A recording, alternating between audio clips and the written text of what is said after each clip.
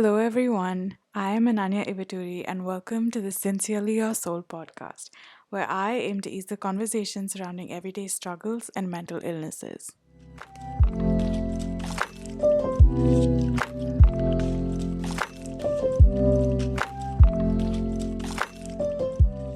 Hello, everyone, and welcome back to episode 2 of the podcast. Today, I have a very special guest joining me to talk about something that's really, really important and close to my heart, which is body shaming and body image. So, the special guest today is Megha Rathin, a high school friend, and we go way, way back. So, I'm just going to let her introduce herself and then we get right into it. Hi, everybody. My name is Megha. People call me Meg sometimes. You can do that. Me and Ananya have been friends, I would say, our entire childhoods, actually, all the way from kindergarten till graduation in 12th grade. So there's a lot of history there. And I'm actually very excited that she invited me on to talk about this because it's actually something we've talked about in school a lot and we've dealt with Yep. and we continue to deal with. Yeah, for sure. So, to get right, like just to get into it, what is body shaming and what does that mean to you? And I guess I can begin if you want, and we can just go from there. So, body shaming for me, at least, has always been unsolicited opinions about someone's body, regardless of shape, size, color, gender. I think it's something that everyone goes through, and it's super important to talk about it for sure. And it has drastic impact on your mental health. Like, I don't think people realize that, but it does affect all areas of your life. And in terms of body image, I think for me, it's always been about like how one perceives themselves based on someone else's opinion.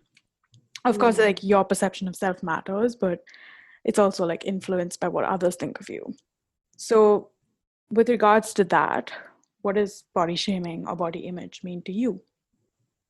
Mm. So I would say definitely on I agree with you on a larger plane of body shaming being unsolicited opinions. And I think in many ways, when people do make those comments, they might not do it with the intention of like active shaming, but the idea that your opinions on somebody else's bodies should be vocalized at all, I think speaks to a bigger idea of subconsciously there are certain body shapes and body frames that we are okay with Yep. and some that we are just uncomfortable around. And I think that's very culture specific, especially Yeah, in for our sure. school, the way that bodies were perceived because we all wore uniforms. Yeah, and exactly. so and so bodies, so to speak, were really just the silhouette that people saw. It was a silhouette of how this uniform sat on you. And Yeah. even based on that, it was students within our batch, teachers. And I think when that idea of being comfortable with one kind of silhouette or one kind of body Mhm. pervades, I think that's when shaming becomes part of the culture itself. Yeah, absolutely. I totally agree with that. And I think in terms of shaming, I think it's just not something that everyone wants to hear. I think even if, when you're a doctor, for example, I think, yeah, of course, you can have an opinion about someone's health, but you don't have to have an opinion of how they look. You know what I Yeah, mean? And I mean, of course, I've had absolutely. experiences with doctors, which has been very horrific, but we shall get into that later. um, so, with body shaming, what has been your first experience, or what do you like? What's your first memory? It's a horrible memory to have, but what is Mm. your first experience of body shaming? So I think the earliest one that I have, depressingly enough, did come from my own family. And I think more often than not, Yeah, it does come from your own family if you have a conservative leaning family. yeah. And I was super young. I think just when I was breaking into 11, like 11-year-olds or 12-year-olds, like just on the cusp of puberty almost. Uh huh. And I remember my dad made a very offhand remark about how I don't fit in my old shirts, which tends to happen when you grow up, but okay. Yeah, But that I remember that just sticking with me because I didn't realize that that was something I had to be worried about. That's another thing about body shaming that I don't think a lot of people realize is that till it happens or till someone says it to yeah, you, you're truly unaware that that's something that you should be bothered about. yeah, Because as a kid, you don't care about yeah. that stuff. Totally. Like, I don't. care if like my pants don't sit perfectly here or my shirt. Like I don't care. I'm a kid. And Yeah, so the absolutely. first time you're told or you're taught that that's something you have to care about, it really sticks because it's something that you can't control. It's Yeah, something no, that that's so not true. easily at least. Yeah, no, So that was absolutely. my very first. What was yours? What was your early memory? I think my first memory, oh well, I mean, I'm sure it's happened in my family, and I don't mean that in a bad way. Like I I love my mean, family, it's but so normal at this it's an point. experience. It's a part of life, and I think my first memory definitely has to be school, actually, which is really sad. Mm. I think this was in about second or third grade, which is like I'm like I guess how many years That's old? Like like 7, 8 6 years years old. old. Oh my Yeah. god. And it was during PT class, which is physical training class, and we were asked to step on a weighing scale because like you need it for your health report or whatever. Mm, mm. And so I did, and somehow I don't know why there was no privacy about that, but it just became like a spectacle for people to watch. And so I remember like people in my class, especially the boys. I think they know who they are, but like it's a We joke know. now. It's a joke now, but at the Yeah. time I remember I was nicknamed Fatty 50 because I Mm. was overweight at the time. And like I mean it's just how kids grow, I suppose. And yeah, I was on the heavier side. And I think that just became like a joke and it stuck around for a long time. I think people even still remember it. It went on to like at least ninth or 10th grade. So yeah. And like you said, it sticks because initially, like you aren't aware of it until it happens to you. You know, it's like that blissful unawareness that a kid has. Yeah, you're not even told that that's something that You should should be a worry problem about. in your Yeah. life. Like I never had an issue with my stomach before somebody told me I should have an issue with it. No, absolutely. Yeah, I agree. I think it's also, I think that's one of the biggest things about body image or body shaming is that nobody grows up or like nobody is born hating their body. They're taught to hate Mm, it. Like it's a learned experience. absolutely. And like, where And do you learn everything? Learn it from I people. think what some parts that that people don't even realize is that boys like are part of it too. Like even though like more or less whenever we talk about the conversation around body shaming, we're like men or young boys are usually the perpetrators of it and they do it out of ignorance. Yeah. Not that that's an excuse, but that is like the general stereotype. Yeah. But the fact is that it affects boys too. Like there are boys who are severely dysmorphic if they're on the if they skew towards the skinny or the fat side. And Yeah, it's absolutely. and like being the average body is so wide after but so unrealistic. You truly not everybody can be the average. There's a reason it's an average. People Exactly. tend on the other sides of it. Yeah, I know that's so true. And I think it goes beyond genders and like it intersects in Definitely. different parts of your life. And I think again, body shaming, one of the biggest misconceptions, like you said, has been gender. But another one has been, oh, like body shaming is only for fat people. And that's so Not not at true. all. It's for everyone. If you're skinny, if you're even fine, like if you're like the ideal size and you still get shamed for it, that's still body shaming. um so regardless of your looks and what gender you are and what you choose to identify with, body shaming exists, and that's something that we seriously need to start talking about, at least at schools, because that's where kids start learning, right? So yeah, Mm. for sure. So when it comes to your experience, what has it been like just dealing with it? You know, like during that time, do you remember how you dealt with it? Do you Mm. remember what was going through your head? Um, So I think the first time that it happened, so at home, I truly knew that there was no, well, I don't want to say escape because that sounds dark, but I knew that it was like my parents, dude. Like I was what, 10, 12. I was, no part of me could like educate my parents at the time because I didn't even know what I was trying to educate them about. I just knew that it felt bad. yeah, But in school, I would say the coping mechanism for me at least was I was very aware that, I would be body shamed, and I was all the time by PT teachers, boys, oh girls, yeah, who, like whatever, who have you. But I knew that that was something that would generally follow me around because my body shape is not something I can drastically change. Like it's just, I'm going to look like this most of my life. And I exactly. think Yeah, and I think the thing that helped me sort of break through that was kind of own it. You know, like the Mm-hmm. old stereotype of the fat person is always the funny one. Oh That yeah. is so. That is just the absolute like. It is the trope. It is the high school trope, and it happens to this day. People who are not just fat people. I just only mean that because that was my experience, but Yeah. people who are uncomfortable about their appearance or their body and are very aware of that, the humor is such a deflection or is a defense mechanism, and I would say Absolutely. is a Absolutely. great defense mechanism because it puts the onus on others to laugh, right? And Yeah. once you generate a obviously positive experience surrounding you and your interactions, what you look like kind of fades in the back, which I find so interesting is that if an average quote unquote bad looking person came up to a group and started talking to them, they would look at them weirdly. They're like, why are you talking to me? Yeah. But if the same person was able to come up and break that tension and make it funny or make it interesting, then they're seen as okay and one of the Yeah. cool and or normal ones. And I'm like, but the person is the same. Like, Yeah. it's That's so obviously true. not the shell. Yeah, so not the shell that you have a problem with, which it like definitely gives a child a lot of dissonance about their body and their like Yeah. identity. They're like, which part of me is the part that is okay to be? Is it the body part of me or the personality part of me? And I do think that's the thing a lot of girls struggle with. Oh Lots yeah. of women For sure. struggle with that. Yeah. Yeah. How I about you? mean, What was that's. your thing in school? I think my way of coping was one was definitely the humor part of it. I think that Mm. while I know a lot of people don't think I'm funny, But I think you are though. okay, thank you.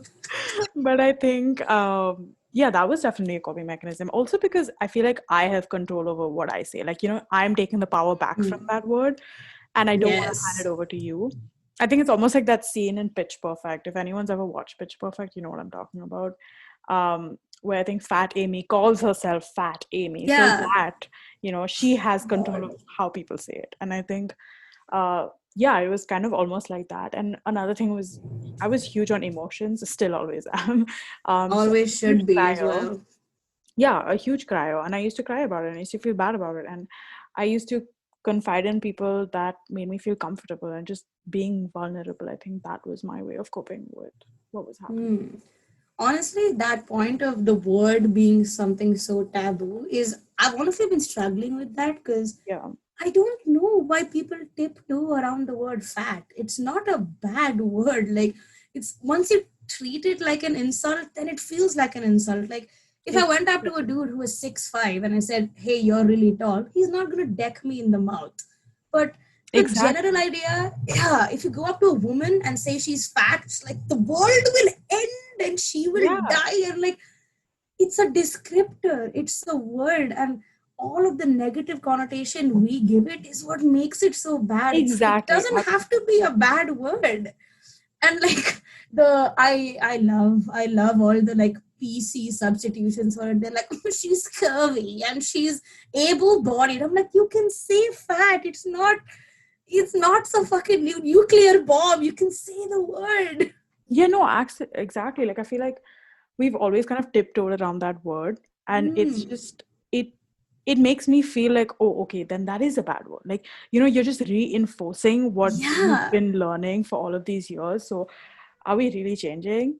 And I exactly. actually, and I know this could be really controversial when I say it, but even saying things like plus size, like, yeah, sure, yeah, that's a descriptor in itself, and it aligns with the word fat, but is that a way from deflecting from the real conversation, or are we just trying to make it sound professional enough to say it? Yeah, so sounded, and I've always found that so weird. I'm like, if your idea is to have inclusive sizes, why not just include it in the normal range of sizes? Why do you have to Exactly. create a whole category called plus size and have plus size stores? Like, can't normal dress ranges just skew both on the negative and the plus sides, and then you don't have to?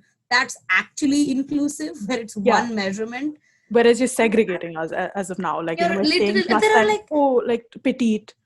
I was like, no, dude, just put it in the same way and just have it as a normal thing. I don't know why it needs some special classification.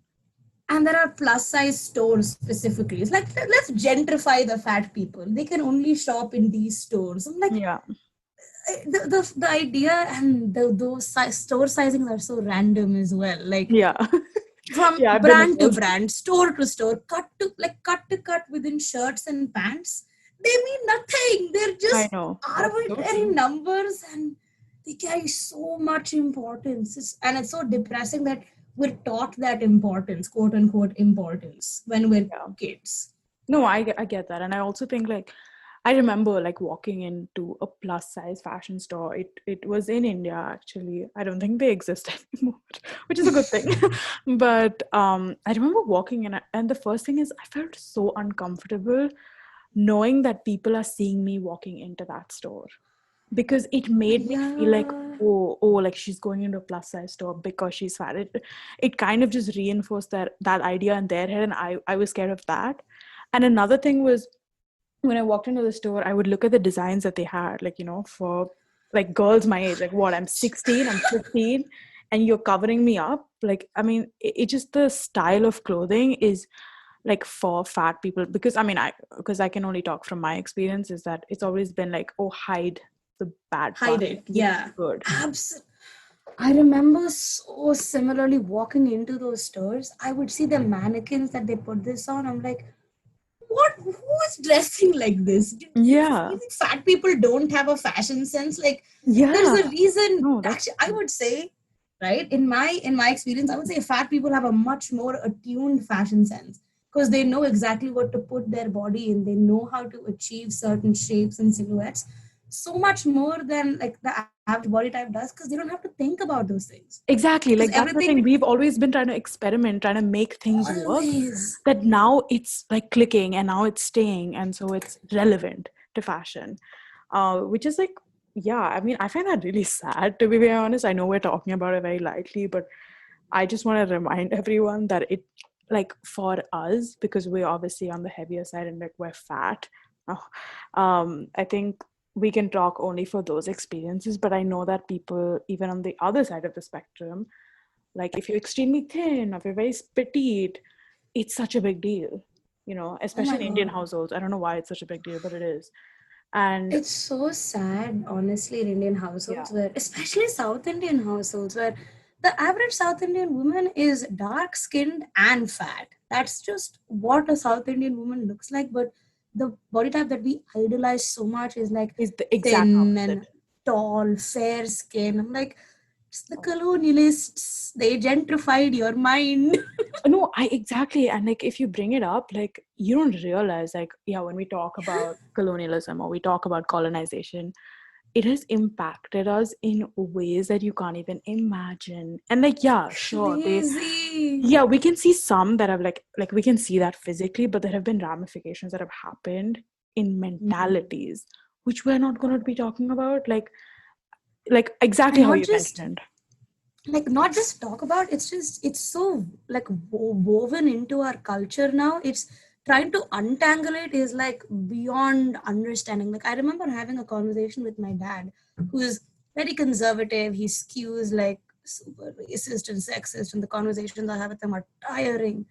But I asked him, I'm like, there is a very particular reason that you find fair skinned, thin bodies attractive. Because if you Exactly. think about it, the women you surrounded yourself with don't look like that. I don't look like that. Your wife doesn't look like that. Your mom doesn't look like that. So then why is that the female archetype in your head? And just questioning that, at how much of your, like, the parts of your brain that finds it attractive is based on the images you consume. And Yeah, like the media we consume is so eurocentric and has been eurocentric for the very longest time, because exactly. when the Britishers just took over, there was a need to establish hierarchy that said these skins are better than yours, and we fucking believed them. We said yes, you are correct. And it breaks my heart that it's sunk so deep into like the national psyche, at least like the And Indian it's psyche. passed on. It's not something that just stayed in It's that taught. generation. It's taught, Mhm. right? Especially for collectivist cultures like Indian cultures or Asian cultures, you pass on what you learn. And that's exactly what we've been learning. So like how you said, your first experience was when you were a kid, right? And from your family, and nobody would expect that. But the reality is it's sunken so deep into the family system, structure, ideology, that it's something that you deal with at a very young age in your own home. And it's not even something that the adults in the family think is wrong, because they say, like, they genuinely feel like they're doing it for our good, and like the like this is for your health and it's for your prospects. And like, you're teaching a child that their skin and their face and their body should take precedence over their character or their actions, or things that they can genuinely affect. And I always think, were they taught the same things, whether consciously or subconsciously? Were our parents taught the same, that your skin, your body, your physical appearance should take precedence over your actions? And if so, how damaging that must have been to, like, just think about how far they could have gone if they that wasn't a limiting belief that they had. Yeah, yeah, so true. Like, I mean, I think we often tend to forget. I think in India specifically, right? Like, we are very, I think we disregard mental health, and I know the conversation's picking up, and it's fantastic. Like, I think like over the past few years, things have changed dramatically. But one thing that we've seemed to still overlook is this idea of ideal bodies, or how a Mm, person is supposed to look, and we don't realize that it's very directly linked to mental health. So while, yeah, you're advocating for depression, anxiety, like, good, that's great, but why not advocate for things that you can actually change at levels of schools and families, like body mm. shaming? Because it goes way beyond, like we said, just the words of it. It's something that children learn and grow up with. It's the staying power that those words have. Yeah, Because it's if I stick. asked my dad, do you remember the thing you said, he's not going to remember. But the things that he said has shaped my view of myself, my body, of how I view the world, and very specifically men. Because I don't think moms and dads realize that, is that the way you talk to your children significantly affects the way that they have romantic relationships or any other kind of Absolutely. relationships. And those connections you don't even realize till you leave home and you see the way that it's grown into your own behaviors. Yeah, no, I agree. I mean, talking about that, that was literally going to be my next question, was what has been the impact in your life, like whether in relationships, like it could be romantic relationships, it could be friendships, it could be professional relationships. What is that like what has body shaming done, that like how has it impacted you? I think this is actually super, like, pronounced because I'm in Canada. Like I said, like back home in India in school, joking about my body and my physical appearance was my coping mechanism, and it worked charms, and it let me, like, actually explore parts of my personality that weren't my body and weren't that part of me. And the Mhm. thing is, it always came from an understanding that the people around you are taking notice of your body and how it doesn't look the way it's supposed to, Yeah, whatever that is that meant in my head. yeah. And that is the thought process that I lived with and I truly continue to live with. Hmm. But when I came to Canada and I made those same jokes about my body, people didn't react. Like, they didn't laugh. And that had a very, like, That's a culture dual, shock. Yeah. big culture shock. Like, such a dual reaction in my head where I was like, people don't find jokes about my body funny. That was one, because I'm like, shit, what do I do now? But then the second layer, which was like, it took me longer, but to understand what was more important, was people aren't looking at your body here. And even if they are, they're not looking at it in such a judgmental and critical light like you are, like you were Yeah, taught to. absolutely. And that is like beyond imagination, that I shouldn't be critical of my own body. Like, it's just Yeah. not a thing that I know how to think. Yeah, no, And exactly. and in terms of, like, romantic relationships and attraction and stuff, truly in school I did not believe I was attractive. I thought I would never be. I thought if I was like 25, 30, and I give up on love and I asked my parents to get me an arranged marriage, that is when I would think about my body. God. Truly, I did not think it was something that would be mine. Uh, like, joy about my body or experiencing my body in any kind of positive light would be for me, quote unquote. Once I came here and I realized that I can do whatever it is I want with my own body because no one is here to police it, there's Absolutely. an incredible reclamation of power that happens, because over here there are people who find my body type in what I would consider very bad shape for myself very attractive. And so that bust open this entire door where just Yeah. because I am not my own type doesn't mean I'm not somebody else's type. Yeah. And that creates so many That's so questions true. about identity and what is attractive. And it's like the things that I believed about myself are only true to the extent that I experience them and nobody else does. And I, Absolutely. oh my God, I'm sure that will take a lifetime to unlearn, Yeah, I know. that Yeah, it is. oh my God, the Yeah. instinct to dislike your body and dislike the way it looks is so natural. And it's Yeah. very, when you're around people who like you and you're around people who want to be with you and you talk about your body in that manner, it hurts them. Yeah. Obviously it does. Obviously. And it's insane. It's insane that I had to put a whole ocean between me and India to realize that I can own my own body. Yeah, I know. I get what you mean. I think even once I moved to Canada, I definitely felt that freedom, like that I Mm. had with my body. And in whatever sense that may be, I mean, even just wearing clothes that I wanted to, you know, I Oh think that my has been a God, literally. huge thing about my life. Yeah, I think when you brought up, when we're talking about colonialism and how this has been a colonial mindset that's been passed on to us, I definitely think, yeah, for sure. Like, I mean, there's no doubt about it, but it's also that the media we consume today is still like that. It's still Eurocentric, like you said, Absolutely. especially Instagram. So, like, have you had any experience, like, with like it could be an experience of body shaming on Instagram, or it could be something that has helped you actually get better and like change your mental health for the better in terms of Instagram? Like, what has been the positive and the like, the bad stuff? Mm. Yeah. So I would say that's actually super important to bring up, especially for our generation, because Yeah. we spend so much time online, and I Especially think now. it's very, oh my, especially now, Especially Jesus, now. it's in like the double digit hours that we're on, we're just looking at a screen and images all Consuming the time. content, actually. Mm.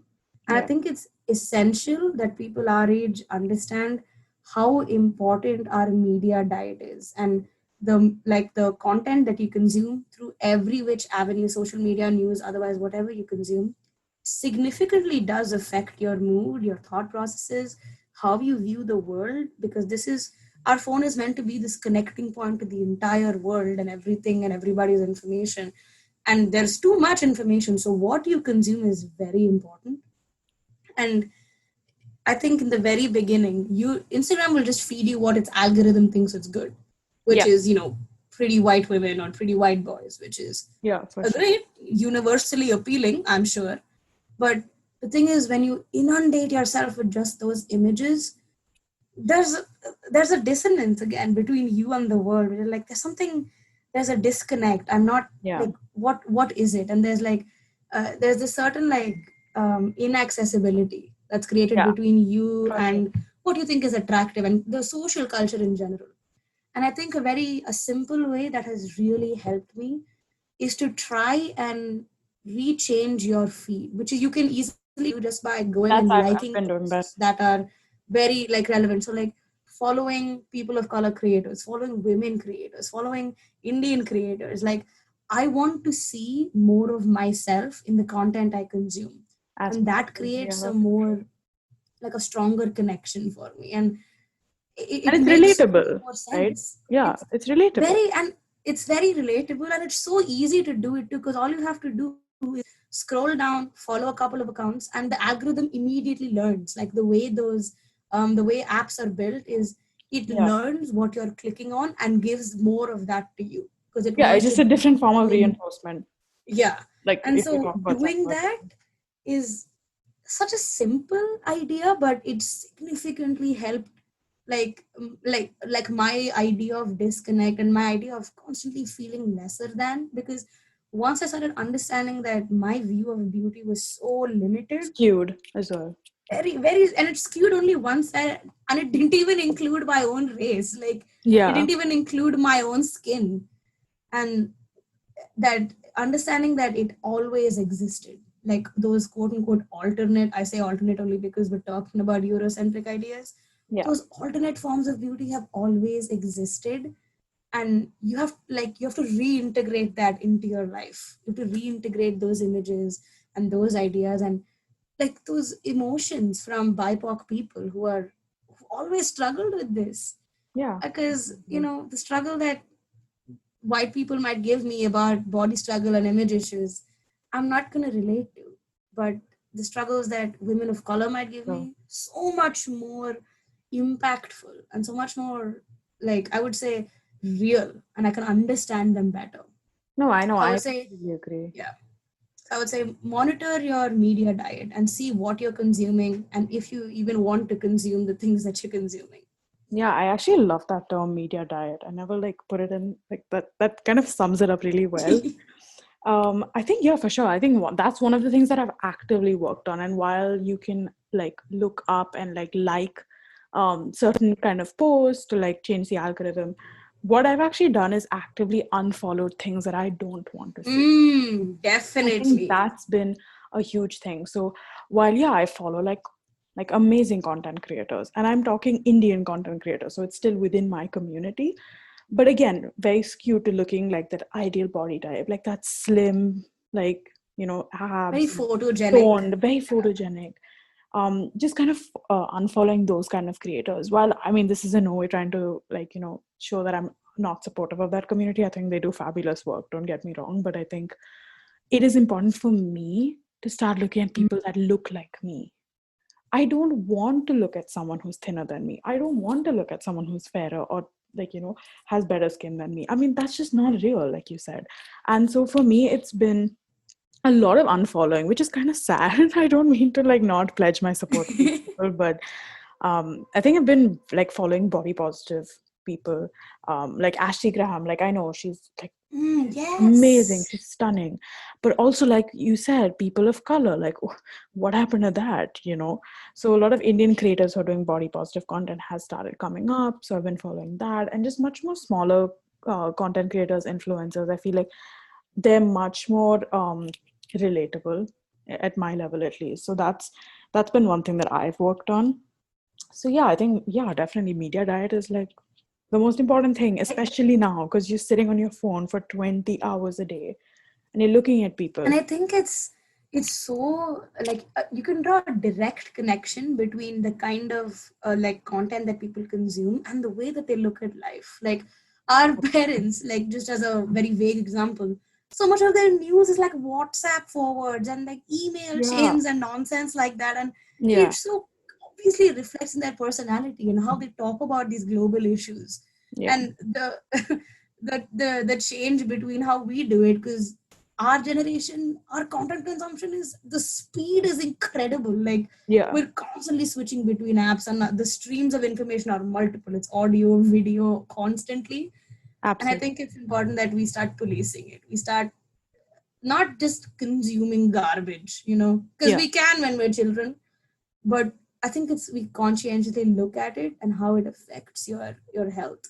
Yeah. No, absolutely. I think that's something that I, even including myself, have to be very conscious about.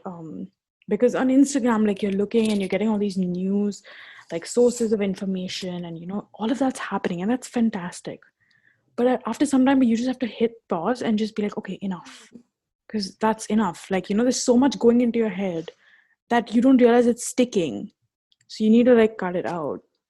And I think that brings me to my next point, like in terms of mental health specifically, because this Mm. is a mental health podcast. um, what have you done apart from the media side of things, like in your own time and space and energy, to work towards building a better body image for yourself?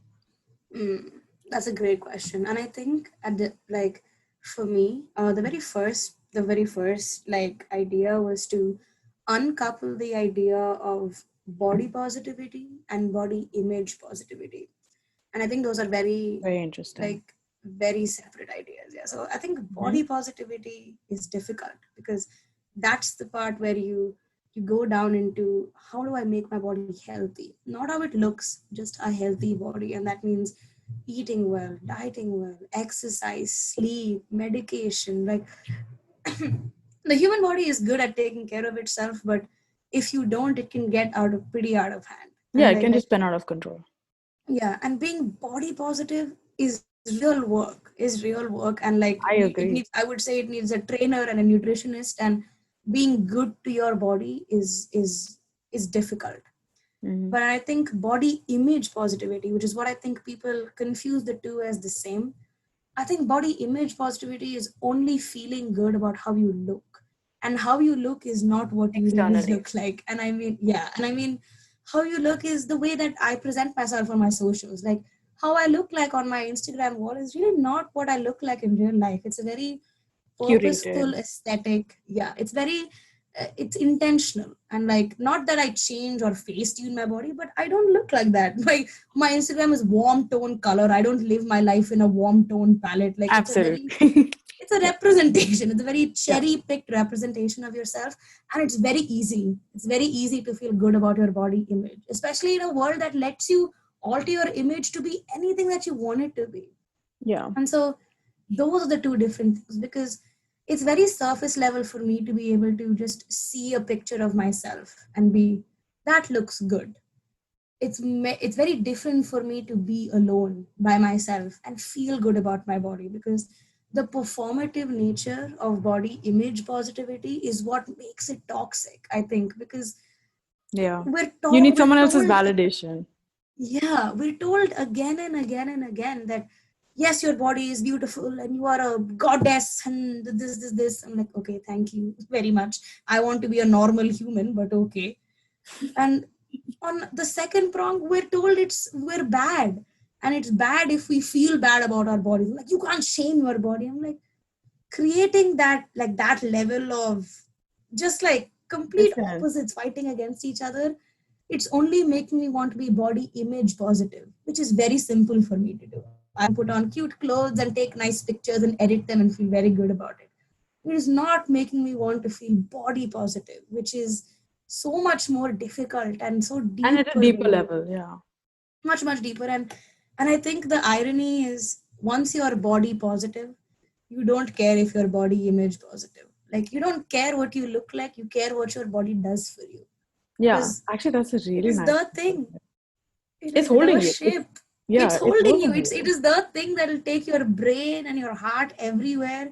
You just need to keep it healthy. It doesn't care what it looks like. Only the brain has created this illusion and we just believe it.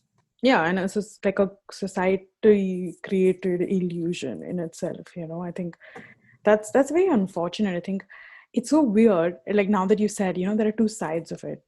So like the toxic thing is something that sticks with you. Like bad stuff is sticking with you. Always. But somehow like all this positive energy that I'm like you're getting on Instagram, at least now, is like that's not internally being processed. It's something that's just Right? going and it's just going away. And it doesn't even stop. And I don't think, and like you said, like it's, you know, it's very difficult to just sit alone and feel like, oh yeah, like I'm good, like I'm enough.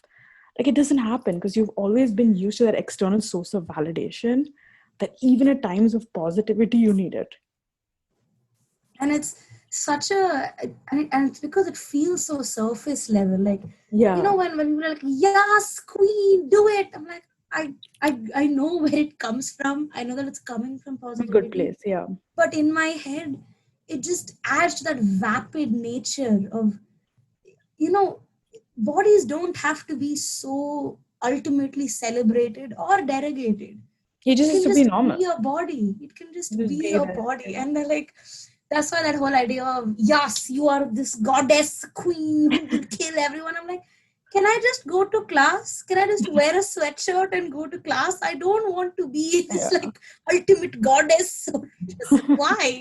Yeah, I know. I get what you mean. I think that's something even I am like very conflicted about myself because yeah, like I agree, you know, why does it have to be something so celebrated?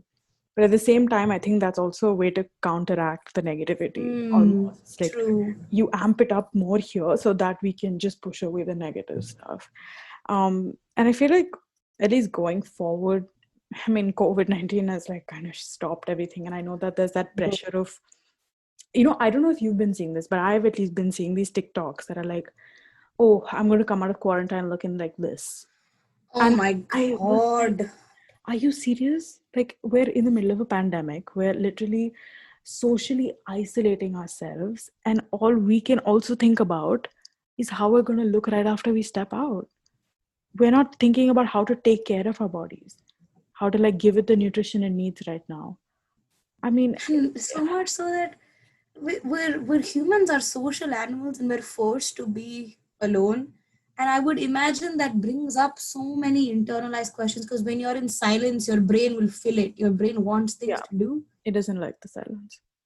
And it's blowing my mind that for so many people, that is what's keeping them occupied. And okay, fine, maybe this is just difference in priorities, but you don't have to look sexy and beautiful just because you like the you have enough time to finally, unless that's what you want to do. And Internally. it's something that it's something that your body does for itself and for its health and not for vanity, because working out for vanity will only make you feel bad. At the end of it, like you will still continue to feel bad once you get there. Always, because Because there's another once trend you going to reach come in. your, yeah, exactly, like once you reach your dream body type, you're like, okay, now what do I fix? And Yeah, that's the scary question that everybody, and I ask myself, and I know the lots of I like do too. seasoned bodybuilders and like very like people who are dedicated to their physique ask like, now what I'm like, your body isn't, you can't keep pushing it, you can't keep pushing it, you And just it, have it to is not meant maintain to it. keep changing. It's not like an app updating itself. Like you just stay, just Just be in your body, just yeah, just be in your body. experience your own body. Oh, that's so true. And I think even with the quarantine thing, and it got to me very, like, to be very Mm. honest, like, it got to me initially. I was like, oh my God, I'm going to put on weight, like, because I'm sitting at home, I'm not doing this, I'm not doing that. And that pressure of, like, oh, I have to exercise, I have to exercise, I have to eat well. And, like, while I think it's phenomenal, like, whoever's doing it, like, hats off to them. I think it's a great time. Like, yeah, you have the time on your hands to take care of your body. Absolutely. But what is the goal? What is the destination? Is the destination to look good or is it to feel good? Is it to Mm. make your health better or is it just to make your appearance better? I think that's where we And need to start exactly that, I think that's separating those exactly ideas. the split of body positivity and body image positivity. Yeah, exactly what you said. And I think, I don't know, I mean, once we come out of COVID-19, things could change drastically. People might be in better shape or people might understand exercise is important. I mean, etc., etc. I think it goes on. But like for you specifically, what do you see in the future about body image positivity? I actually do feel slightly more positively about it. I feel like it's going somewhere good because for the first time, our whole generation were cognizant, we're more aware of this, and I think Yeah. that's something like. Big hats off to our entire generation for doing is that we finally connected the dots and like the pattern recognition between, hey, these are the things that's making me feel bad, or these are the things that is leading to so much dysfunction. And I think for the first time, we were able to recognize and have those conversations with each other. And I Yeah. think that's That's been really good. supremely important. And it'll Just hopefully, like we're knock having on now. wood. Just like Yeah, we're having this exactly. conversation now. Exactly. And I think, knock on wood, it'll only get better. Because the fact that we're doing this now, because flashback to literally 5 years ago, you and I were having this exact same conversation sitting on the stone benches, crying our In hearts out school, yeah. And that's in such a school. painful Like, memory. bawling, crying, just, and never in school we could never recognize those bigger things because that microcosm, the That NPS environment, microcosm, yeah. was everything. Yeah. That was everything, and being good and successful in that microcosm was everything. And I think now that we've all broken out from it and we see just in so many ways how it has lacked and how it hurt us, and acknowledging that pain is like the first step to healing from it. And I think it'll happen. And I think our generation as parents, I think we might raise the most confident or self-confident children. If we have kids, I think that is the goal.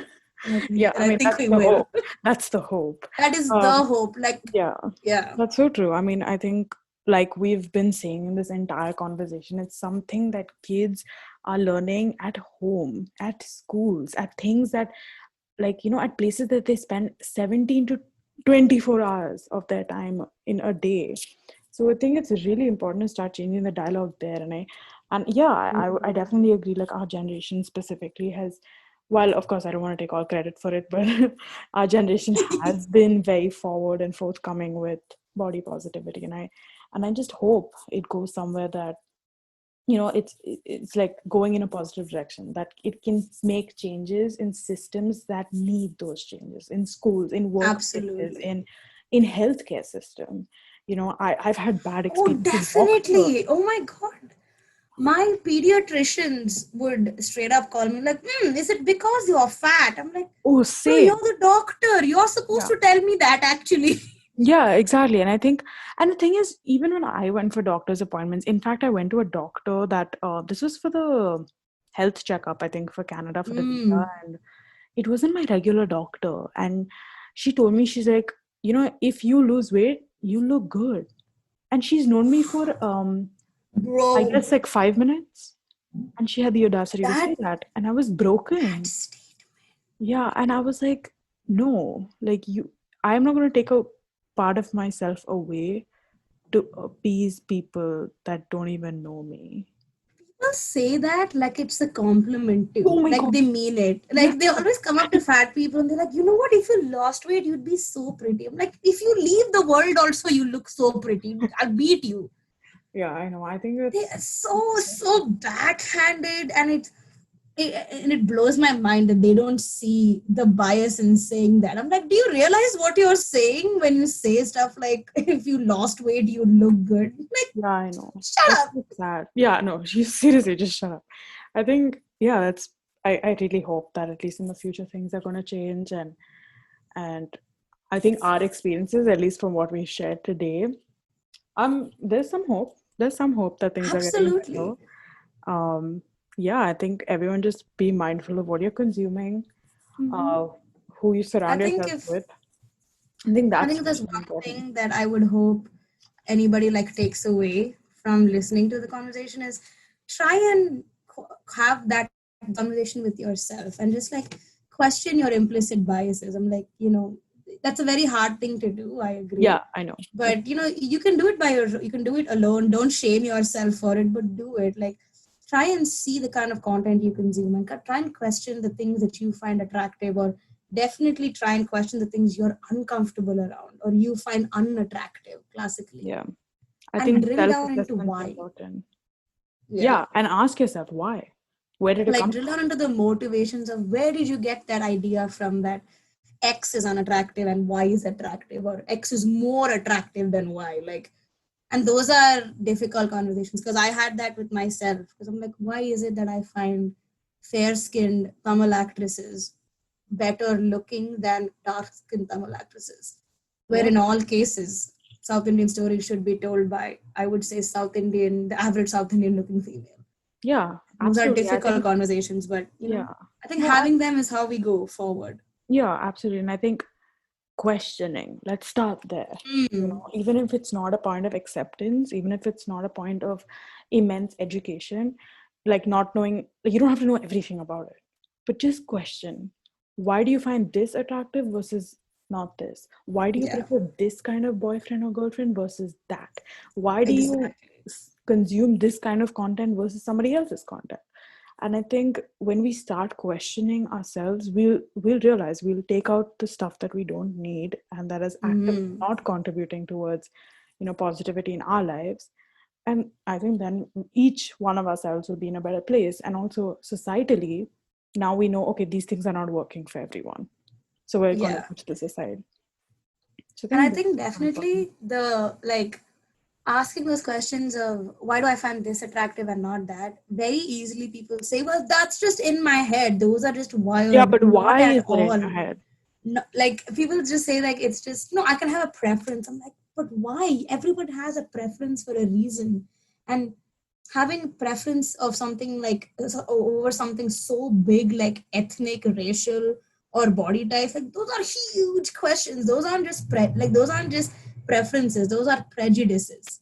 And Absolutely. Yeah, questioning that's why you true. have prejudices is I'm like, I'm completely complicit in this. I did this to Yeah, myself. same, I same. did this to other women in my life. I did this to other men in my life, and it'll feel huge because once you question it, you'll genuinely feel the impact of your decisions, and you'll see how much implicit bias, matters to you.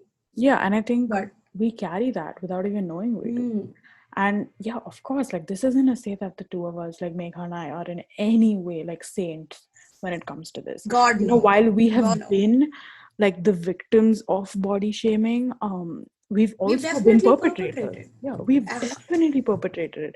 Whether it's in perpetrated terms of towards like, ourselves and yeah, others. Just yeah, it's what we were taught.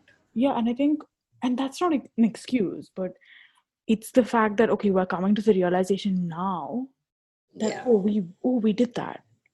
And I think it's crucial that everyone takes that step and understands. And this in no way means that we're anyway qualified or are experts, God But no. I think a start, like let's start somewhere. And I think that somewhere is questioning it. So I think that's really important. And well, it's it's really amazing to see how far we've also come in our respective Oh my God. journeys. Yes. And it's so good that like we're talking about this and this is now on a public platform. Yay.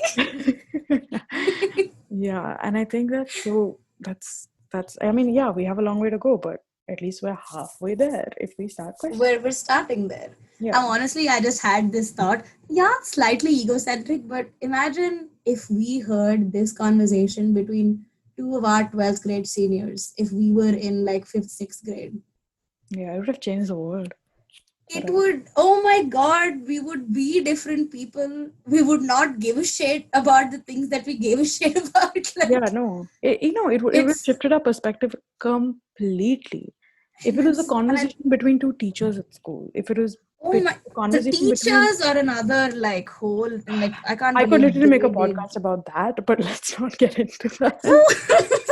I think everyone, and I think this isn't a single out teachers. Like, don't get me wrong. I think we had phenomenal teachers in school, and Mm. but it's also that it was perpetrated by everyone in that environment.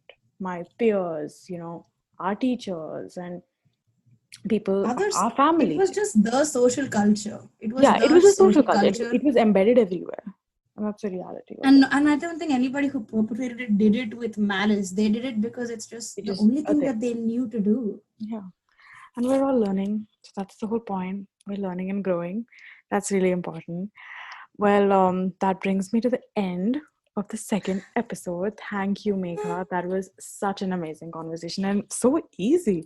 Like it's something so heavy and like, makes us so vulnerable, but it's such a great thing that I got to speak about it to someone that has had the same experiences or if not similar experiences as me, especially going to the same school, living in the same country, and shifting to the same country as well. Uh, so yeah, thank you so much for joining me today. I hope I didn't waste too much of your time, but Not at all. Oh my God. Thank yeah, you for having me. This is like I love this. I love that you're doing this, and I love thank that you. like we're finally having these conversations. It's Yeah, and it's out there for the world to listen. Thank you yes. Oh my so God. This is like amazing actually. I'm like very proud that you started a podcast in the first place, like to talk about these things. Thank you. Thank you so much. That means so much to me. So, guys, that's the end of the second episode, and I shall see you in next 1, 2, 3 weeks. I don't know, but stay tuned for the next episode. See you guys. Bye.